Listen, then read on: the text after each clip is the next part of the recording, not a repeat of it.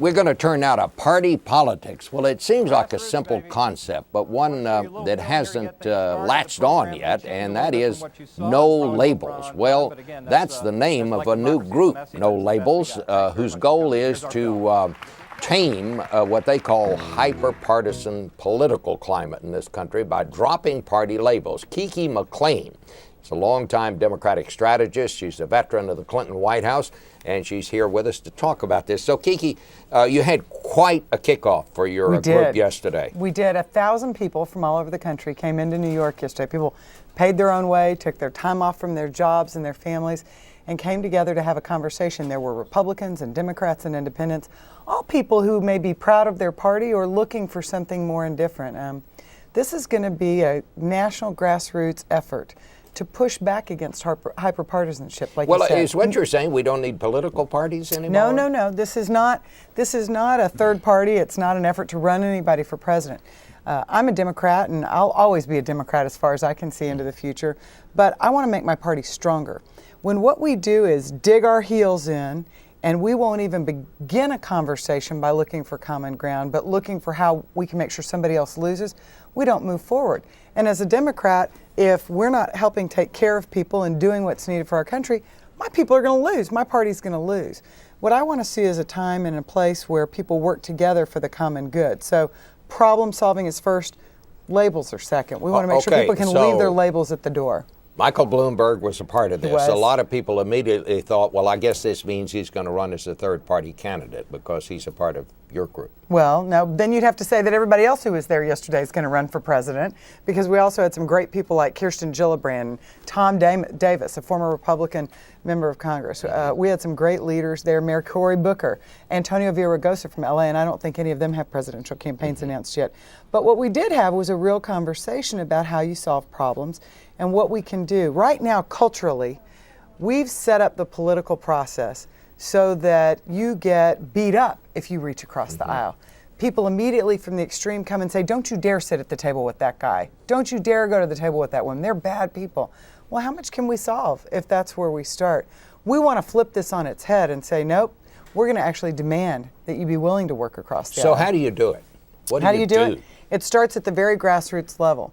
It means that I did something, and as a Texan, you'll appreciate this. Last week, Senator Coburn was on an interview, a very conservative Republican member of Congress from Oklahoma, went on the air in an interview on Morning Joe, and a particular reporter said, no, what do you say about Senator or President Obama? Do you think he's a deficit hawk or one of those loose liberal spenders like they say in your party?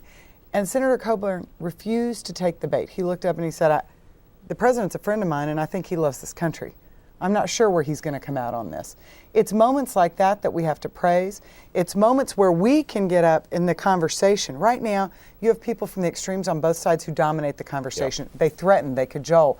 There is a vast and broad middle in America where we're trying to help people gather up with like-minded people and make their voice heard. Here is where I think your greatest challenge is. Yeah. In order to get elected to public office now, one has to raise so much money that one has to sign off with so many interest groups before you get to Washington. But that once you're here, your positions are set in stone, and that's why it is so hard for these people to compromise now.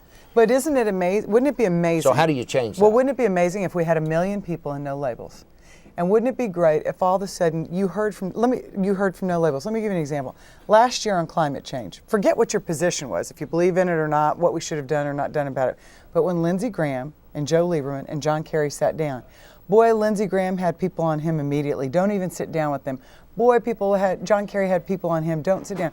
What if they heard from 100,000 Americans in No Labels saying, we're not dictating what the policy position is on this, but you stay at the table. You find an answer. You don't walk away from it. You stay put until you get something, and we'll be here to back you up. I want our elected officials to know, and it's not just Congress, by the way, and governors' mansions and state legislators and county commissioners. I want them to know that when they do the right thing, we will be there for them. And just like you said, in a lot of ways. Maybe in a primary, I'll contribute to the person I think who's going to make the effort as an individual. Maybe publicly, I'll go out and blog like I did for Senator Coburn. I mean, it's one thing for a Democrat to praise a Republican. It's another thing from somebody from Texas to say something about somebody from Oklahoma. And I did that last week because this has to change. It doesn't mean I don't love my party. It means I want my party to be stronger and better. You know, I'm always proud to brag that LBJ played the role he did in civil rights. But the reality is, he was a Democratic president who did not do this alone. There was a Republican leader named Everett Dirksen from Illinois who put a lot of his own capital on the line to make profound and moral change in our country. And that didn't come by digging his heels in and not being willing to go to the table on it. That's exactly right. And Lyndon Johnson understood that. He did. And appreciated He that. did. But he was there because America was there with him. And I think what Mark McKinnon and John Avlon and Bill Galston and some of the other folks who have helped put this together with Nancy Jacobson have discovered is that there are millions of Americans who want this. And I think that the number of folks who showed up at this time of year in this kind of economy to make their voice heard demonstrate that there's a real hunger for it.